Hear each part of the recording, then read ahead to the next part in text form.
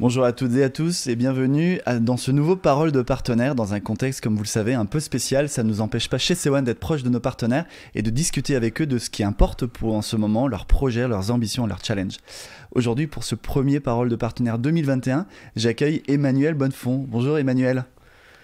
Bonjour et merci pour cette invitation. Avec grand plaisir. Alors Emmanuel, tu es le fondateur d'Infinilink et aujourd'hui tu gères cette société depuis 15 ans.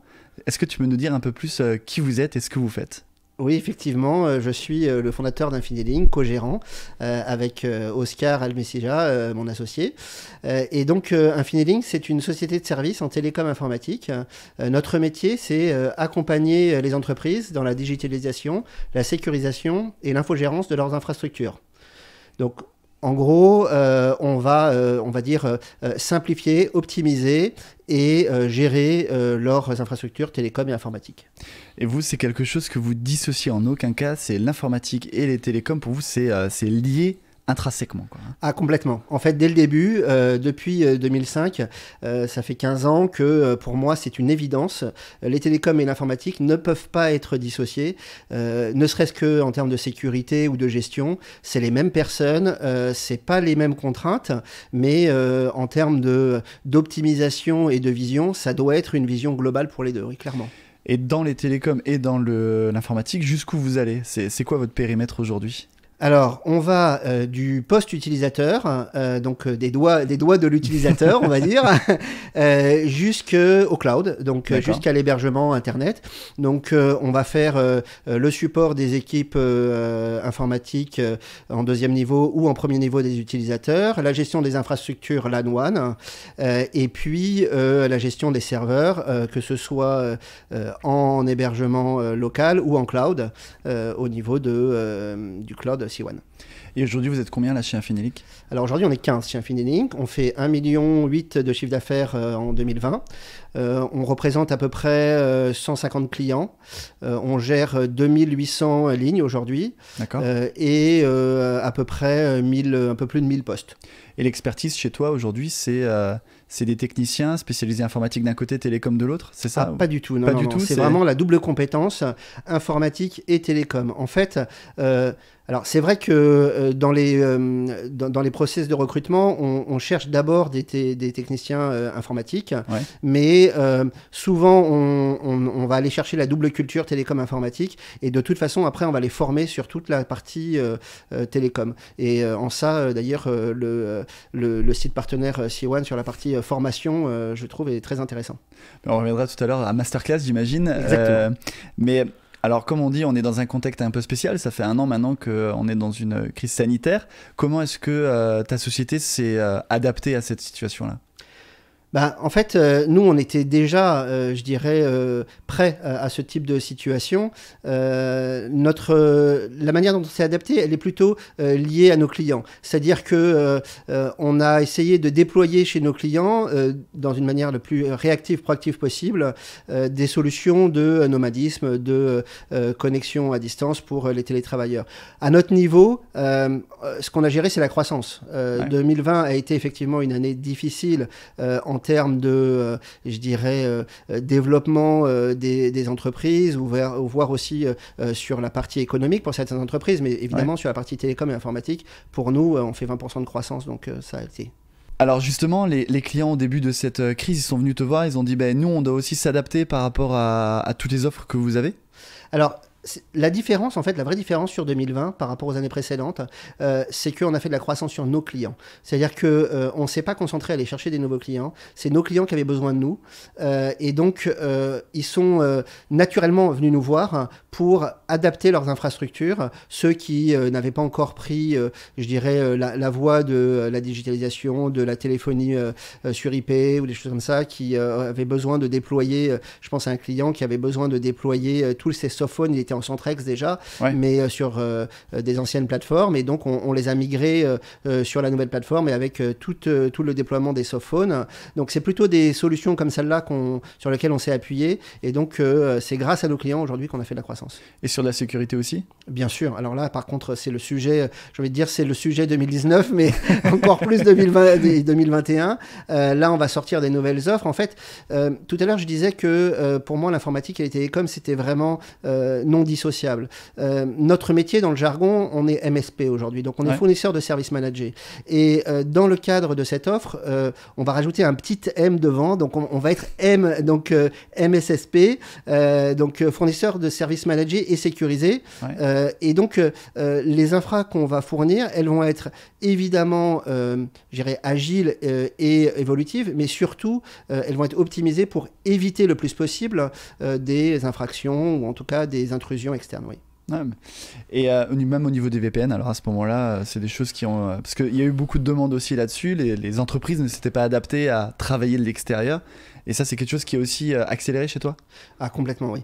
Alors, et c'est là où on voit que c'est complètement lié, c'est-à-dire que lorsqu'on parle de VPN, on peut parler de MPLS ou de SD-WAN, d'interconnexion de solutions nomades ou de sites, on est vraiment dans les deux mondes là. On est dans le monde de je suis chez moi, j'ai une box ADSL où j'ai un partage sur mon mobile 4G et 5G aujourd'hui et j'ai besoin de me connecter aux infrastructures de l'entreprise. Comment est-ce que je fais? J'ai besoin de créer un petit site pour 5-6 collaborateurs qui vont se retrouver sur un site distant pour travailler à distance, éviter de les faire venir sur le site principal. Et comment est-ce que je vais interconnecter pendant 6 mois, 1 an, ce nouveau site? Donc oui, effectivement, on va parler de VPN, on va parler de protection du poste utilisateur. Donc là, on est vraiment dans les deux mondes. Tu as commencé avec Infinilink sur un modèle qu'on dit courtage et tu t'es transformé au fur et à mesure vers une distribution en partenariat avec un opérateur, notamment avec C1. Quel est pour toi, si tu veux, le changement majeur par rapport en dehors du modèle économique, mais de l'apport que peut avoir un partenariat plutôt que le côté courtage? Alors, on a démarré et on est encore sur la partie courtage. En fait, la vraie différence, c'est la valeur qui va être apportée au niveau de la marque. C'est-à-dire que, historiquement, pourquoi est-ce que on a commencé, enfin j'ai commencé sur la partie courtage, c'est simplement, on n'était pas connu, Infinilink, il y a 15 ans, c'est quoi, c'est qui, vous êtes qui, vous faites quoi? Donc, il y a cette notoriété dont on a besoin. Et finalement, à fur et à mesure du développement, du fait d'avoir prouvé nos compétences techniques et commerciales, on a su s'imposer et aujourd'hui, ça fait quand même 9 ans qu'on travaille avec C1 et pendant ces 9 ans, on a, je dirais, appris à vendre les offres C1, on a appris à les maintenir, à les supporter, à les déployer et donc aujourd'hui, clairement, il n'y a plus je dirais, entre guillemets, ce complexe de qui est Infinilink. Je veux dire, il n'y a pas de sujet sur cette question-là, en tout cas vis-à-vis de nos clients et nos prospects. Il n'y a pas de sujet sur qui est Infinilink. C'est plutôt qu'est-ce qu'on propose et comment est-ce qu'on va les accompagner. Ouais. Voilà. C'est plutôt ça. Et en ça, je trouve que d'avoir un partenaire comme C1, ça nous permet clairement de pouvoir nous imposer sur plusieurs thématiques, que ce soit l'hébergement cloud, que ce soit le Centrex, que ce soit la voix sur IP, donc des IPBX hébergés ou choses comme ça. Et là justement, tu parles de C1 et l'écosystème C1 aujourd'hui qu'on offre aux partenaires. Qu'est-ce qui est pour toi des éléments majeurs qui te servent au quotidien et qui font avancer aussi Infinilink? Pour reprendre, depuis le début, finalement, ce qui nous a permis de progresser, c'est un des problèmes qu'on a au départ quand on commence, enfin en tout cas que j'avais, c'était la facturation. La facturation des minutes. Comment est-ce que je vais faire pour facturer mon client? C'est toujours, ça paraît toujours très compliqué pour un entrepreneur, pour un dirigeant de se dire oh là là, je me lance dans la téléphonie, des minutes, machin, qu'est-ce que je vais faire? C'est super complexe. Et ça, c'est génial parce que moi, j'avais ma facturation à part sur toutes nos offres illimitées informatiques. Ça, c'est facile, c'est de l'abonnement. Mais sur la partie, je dirais, au compteur, je le fais comment? Et donc, au travers de Sophia, toute la partie gestion de la facturation, c'était magique. On a pu commencer du jour au lendemain comme ça à facturer des clients sur des forfaits à la minute ou en illimité fixe mobile et puis pour les numéros spéciaux sans se prendre la tête. Alors évidemment, il y a 2 jeux de facturation ou pas, parce qu'on a intégré à un moment toutes nos factures nous, sur l'interface Sophia. Et aujourd'hui, en fait, on a passé ce pas-là. C'est-à-dire qu'on a tout réinternalisé sur la partie gestion de la facturation et on se sert de Sophia que comme un outil de production où on va passer les commandes, où on va donner accès à nos clients pour gérer leurs interfaces, tout ça. Et toute la partie communication, tout ça, on intègre directement dans nos outils maintenant. C'est vrai que tu as en plus, il n'y a pas longtemps, ajouté quelqu'un dans ton équipe en marketing. Donc, oui, Véronique. Véronique. Ouais. Et c'est vrai que, est-ce qu'elle, aujourd'hui, a un espace partenaire, les documentations, tu parlais des masterclass tout à l'heure, c'est des choses qui sont utilisées chez toi au quotidien ? Alors c'est utilisé, je pense pas assez. Y a vraiment beaucoup de choses, c'est très riche. Je dis je pense pas assez parce que on a plein de sujets en fait. Bien sûr. Y a tout à faire sur la partie communication, marketing et sur la partie, je dirais, intégration des nouveaux collaborateurs. On a déjà sur 2020 intégré 4 collaborateurs. Alors pour une équipe comme nous, aujourd'hui on est 15, donc ça fait beaucoup. Bah, oui. On a prévu 4 recrutements sur 2021 encore. Et donc oui, en ça, la masterclass c'est génial parce que ça permet de pouvoir former les nouveaux collaborateurs et même les équipes en place sur les outils, comment ça fonctionne, comment est-ce qu'on peut les vendre, les commerciaux.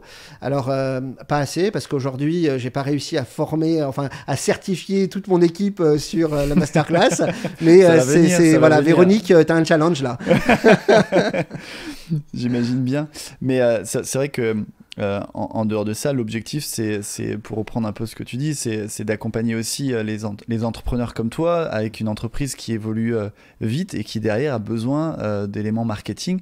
C'est aussi pour ça que l'écosystème C1 aujourd'hui est là, c'est pour accompagner et apporter ce qu'il faut. Après, chacun prend ce qu'il a besoin selon ses équipes. Hein. Ça, il y a des choses qui ont été vraiment, je dirais, mis en place chez vous, c'est super. C'est-à-dire que j'ai besoin d'une fiche technique pour un produit, cloud par exemple, ou Firewall hébergé. Je vais sur le site, je mets mon logo, je vais aller télécharger la fiche produit, et ça y est, elle est à mon image, quoi. Et c'est super simple, c'est efficace, on peut l'intégrer directement dans nos présentations. Non, oui, clairement, là, à ce niveau-là, il y a un vrai, je dirais, partenariat et un accompagnement au développement de mon entreprise aujourd'hui, des entreprises partenaires C1, clairement, oui. Et la suite justement là pour Infinilink, c'est quoi ? C'est quoi les prochains challenges ? Alors le prochain challenge, ça va être, là en fait on est en train, ça fait 15 ans et on s'est dit non en fait depuis 15 ans, toutes les offres qu'on a fait, il faut les repenser, il faut les revoir et donc on a fait une petite étude auprès de nos clients là en début d'année et on s'aperçoit que il y a encore beaucoup de choses à faire. Donc 2021 ça va être sortie des nouvelles offres, des offres packagées, des offres surtout sur la partie sécurité et puis nomadisme au travers évidemment des contraintes sanitaires, coronavirus et autres. On voit bien qu'aujourd'hui le télétravail c'est quelque chose qui pousse de plus en plus, même si les collaborateurs ont besoin de revenir au bureau, mais justement ça va être ces 2 mondes qu'il va falloir marier, donc des nouvelles offres, un déménagement en perspective, j'en dirai pas plus mais c'est prévu pour l'été, et puis surtout le dépassement du seuil fatidique des 2 millions d'euros de chiffre d'affaires. Donc avancer, croître et offrir de nouvelles offres à ses clients. Exactement. Être au plus proche. En tout cas, merci beaucoup Emmanuel pour cette interview et que du bon pour 2021 toi. Eh ben merci et également plein de belles choses pour C1. Merci.